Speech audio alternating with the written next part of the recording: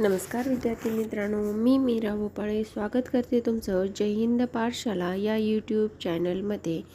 आज आपण भारतीय संविधानातील सर्व भाग आणि त्याचे शीर्षक व त्यातील कलमे याचा अभ्यास करणार आहोत। यानंतरचे व्हिडिओ हे प्रत्येक भाग हा सविस्तर अभ्यासण्यासाठी बनतील, पण आजचा व्हिडिओ हा एक भारतीय संविधानातील रोड मॅप असं आपल्याला सांगता येईल। चला तर मग सुरुवात करूया आजच्या व्हिडिओला। भाग 1 मध्ये काय आहे तर संघराज्य व त्याचे राज्यक्षेत्र 1 ते 4 कलम। भाग 2 नागरिकत्व 5 ते 11 कलम।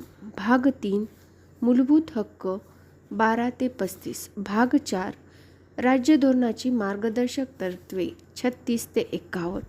भाग 4A मूलभूत कर्तव्य 51A। भाग 5 संविधानातील भाग 5 जो आहे तो संघराज्य याच्याशी रिलेटेड आहे, ज्यामध्ये कार्यकारी मंडळ, संसद, राष्ट्रपतीचे कायदेविषयक अधिकार, केंद्रीय न्यायव्यवस्था आणि भारताचे नियंत्रक व महालेखापरिषद येतात। आणि भाग 5चं कलम किती आहे तर 52 ते 151 पर्यंत कलम आहे।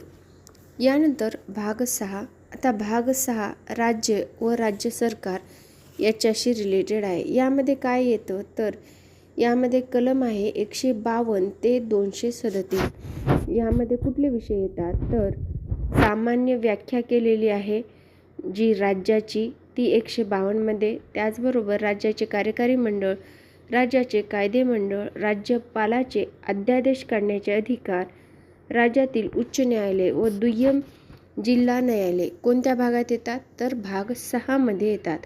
ह्या गोष्टी लक्षात ठेवायच्या, कारण आपल्याला भाग 4 पर्यंत तर मुखपाठ असतं, पण ज्यानंतर 5वा भाग सुरू होतो तिथून आपली गाडी लवंडायला लागते। त्यामुळं भाग 5 पासून आता लक्षपूर्वक ऐका।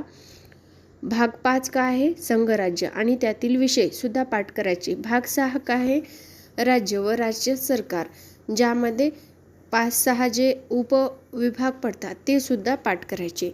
त्यानंतर 7वा भाग वगळण्यात आलाय, पण त्यावर सुद्धा आयोग विविध प्रश्न विचारत असतो, हे आपण शेवटी पाहूया।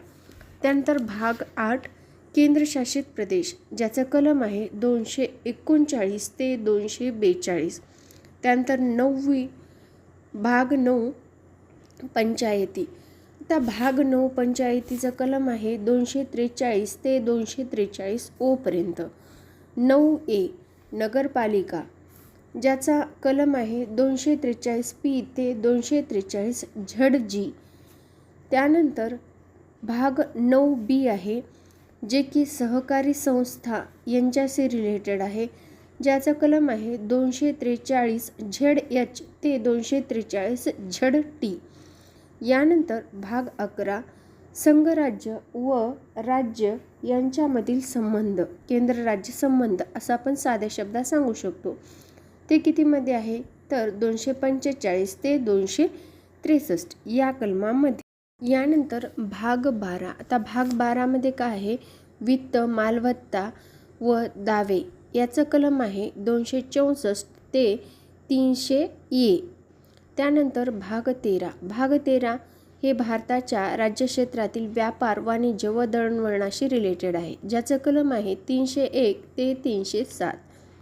यानंतर भाग 14, आता भाग 14 मध्ये संघराज्य व त्यांचे राज्य या विषयातील सेवा, यांच्यातील सेवा जसं की MPSC UPSC, याचं कलम काय आहे तर 308 ते 323। यानंतर भाग 14A ज्यामध्ये न्यायाधिकरण आहे, याचं कलम आहे 223A ते 223B पर्यंत। यानंतर भाग 15 निवडणुका, आता निवडणुकामध्ये कलम आहे 224 ते 229A।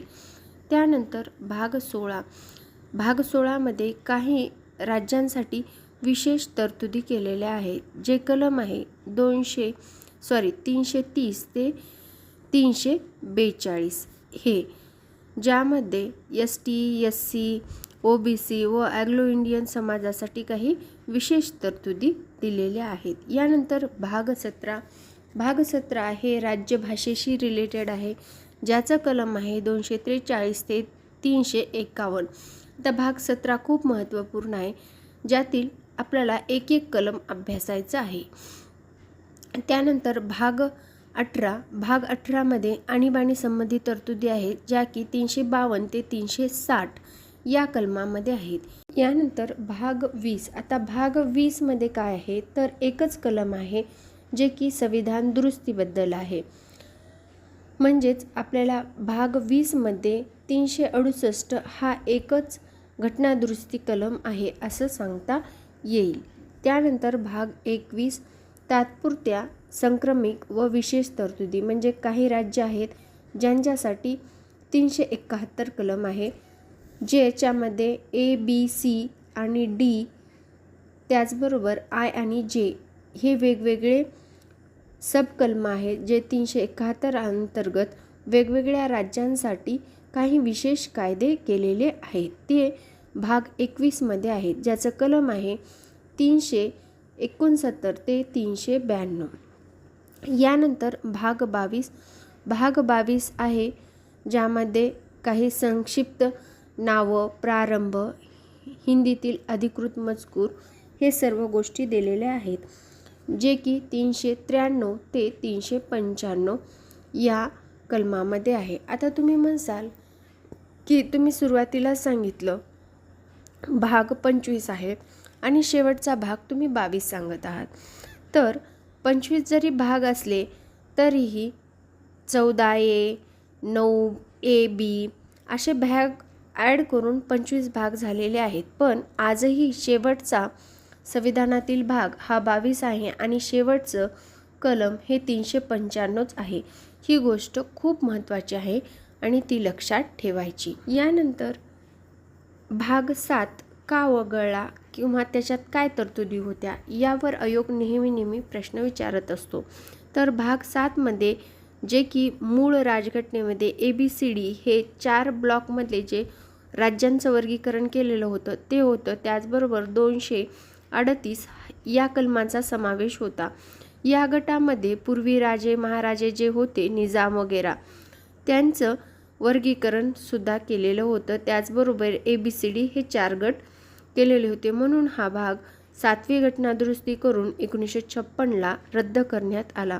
कारण 1956च्या राज्य पुनर्रचना आयोगाने 14 राज्य व 6 केंद्रशासित प्रदेश करण्यात आलेले होते म्हणून. त्याचबरोबर कोणते कोणते भाग समाविष्ट केले, त्याच्यासाठी कुठल्या कुठल्या तरतुदी करण्यात आलेल्या आहेत. याशिवाय 4A आणि 14A हे भाग 42वी घटना दुरुस्ती करून 1976ला ॲड करण्यात आले आणि हे भाग लागू झाले 3 जानेवारी 1977ला. यानंतर भाग 9 हा ॲड करण्यात आला 73वी घटना दुरुस्ती 1992ला आणि तो लागू झाला 24 एप्रिल 1993ला.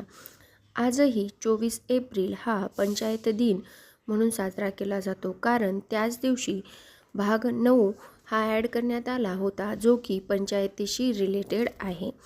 त्यानंतर 9A 74वी घटना दुरुस्ती झाली आणि 9A हा भाग ॲड करून तो लागू करण्याची तारीख आहे 1 जून 1993. 92ला झाली 74वी घटना दुरुस्ती आणि 93ला जून 93ला हा भाग लागू झाला. त्यानंतर भाग 9B हा भाग 97वी घटना दुरुस्ती करून 2012ला हा भाग ॲड करण्यात आला आणि हा भाग लागू झाला 15 फेब्रुवारी 2012ला. व्हिडिओ शेवटपर्यंत पाहिल्याबद्दल धन्यवाद. आणि हो, व्हिडिओ आवडला तर लाईक करा, चॅनलला सबस्क्राईब करा आणि जास्तीत जास्त गरजू मेहनती जिद्दी विद्यार्थ्यांपर्यंत हा व्हिडिओ पोहोचवा.